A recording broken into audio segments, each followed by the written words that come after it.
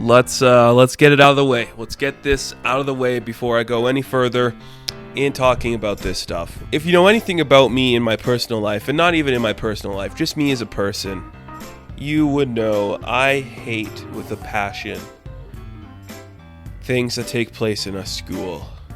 I don't like books that take place in a school. I don't like TV shows that take place in a school, and I don't like movies that take place in a school. I don't know. That's just, I've always had that inclination to think it's cringy and dumb, and it's drawn me away from a lot of content that a lot of people say are good, but I don't care. I can't get used to it, and I don't want to see it. So when Marvel announced they are doing Strange Academy, I was so like, I don't care. Why would I want this? This is everything I hate. It's magic in a school with teenagers. And I was like, whatever. This is not interesting. This is not for me. And here's what sold me on that before we get into my actual thoughts. You're going to have Brother Voodoo leading it in a sense, which is kind of cool. Loki's going to make an appearance, which is kind of cool. And then all the other magic users are going to be guest appearancing as teachers? Shaman? Scarlet Witch? Okay, you got me. You put Shaman in here, I'm going to want to watch it. Canada for life. Canada for life. So, I really liked this book. I am so amazed that I liked this. It's everything I don't usually go for in a book. First off, Scotty Young is a great writer. He is very talented. He knows how to flesh out his characters, and he knows how to give everybody a unique personality that I'm very impressed with. And the artist, Humberto Ramos, I don't want to say if that's wrong, I apologize, but the artist is just talented, and he knows exactly how to draw young teenage faces. So the story takes place, it's kind of just like from the perspective of one girl, which I'm okay with, because you always need that grounded character who's kind of not used to this world, and she's not. Her name is Emily Bright, and she is just learning that she is magic. She's known it her whole life that she's been special and has these powers, but now she just wants to know how to control them, how to use them after an incident led her to think there's something going on in her world that she doesn't understand. And I like it. I really liked what they did with this girl, with this character, and I think it's going to be something very interesting to see going forward. She goes to Strange Academy. She goes there with Zelma, I think her name is. Is she a character in something else before? Somebody please tell me. I really like her. She's pretty interesting. And then the rest of this issue, after Emily goes to the school, we just meet the rest of our cast, which I like the cast. I don't know everyone's name, so let me just go through the characters that we see. Pixie girl, who's pink, that's cool. Two Asgardian twin brothers, one wears glasses and looks like a nerd, the other one kind of has a mullet, that's cool. A frost giant kid, that was really cool.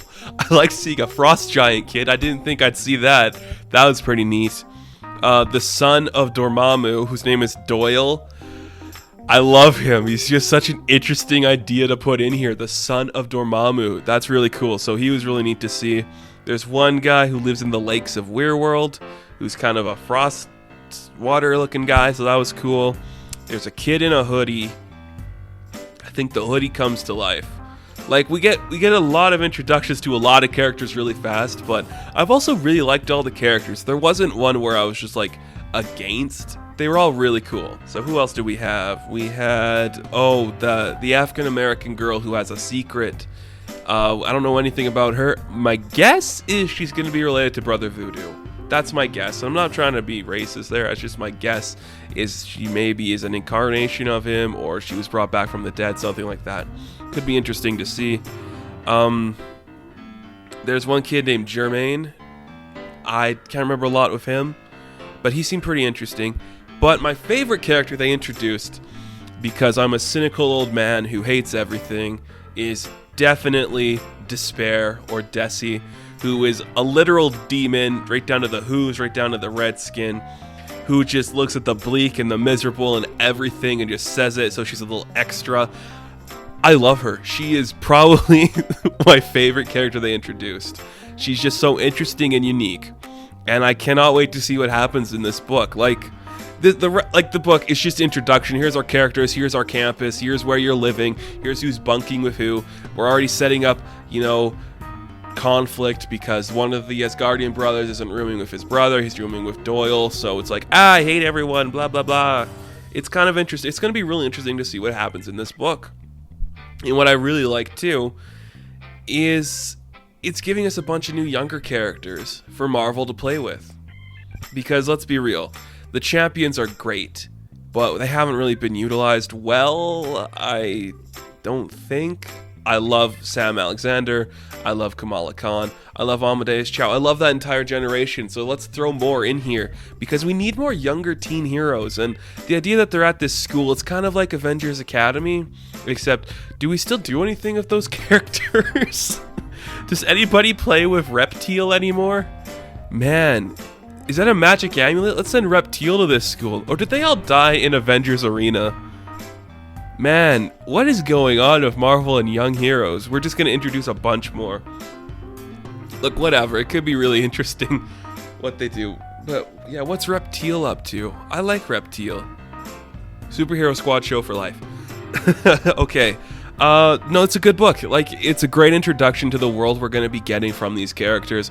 And I have no complaints with that whatsoever. I think this is one I'm going to come back and do a full review on. And we're going to go through every individual every issue, because I liked this. I had a good time reading this, more than I thought I did. It's a bunch of new characters, so we can all like them together or hate them together, and it could be really fun for us to see what's gonna happen. So let's enjoy this together. Let's go through the Strange Academy together. Also, I want to talk about this. I really liked at the end, instead of doing like a letters page, they said, would you like to apply to Strange Academy? Fill out your information. What are your powers? Where did this thing happen? What's your weakness? And they're going to show those submissions at the end of each other issue. That's really cool. I think that's a really cool way. It's a really fun way to get more people to read the book, because maybe they'll turn it into a character. I think it's really interesting, and I love it. I love it. It's so fun. I had fun with kids in high school. I never thought I'd say that, but I did. So hell to the yeah. Strange Academy, you sold this cynical man who hates high school. But thank you so much. That's really cool, Scotty. You're the best. That's going to do it for this review. Thank you for watching. Be sure to like and subscribe to the channel. And check me out on Patreon, where I go over all of this week's comics in an exclusive video called The Weekly Pull. And I'll catch you guys in the next video. Thank you for watching. Eat fresh. Tsunami Studios.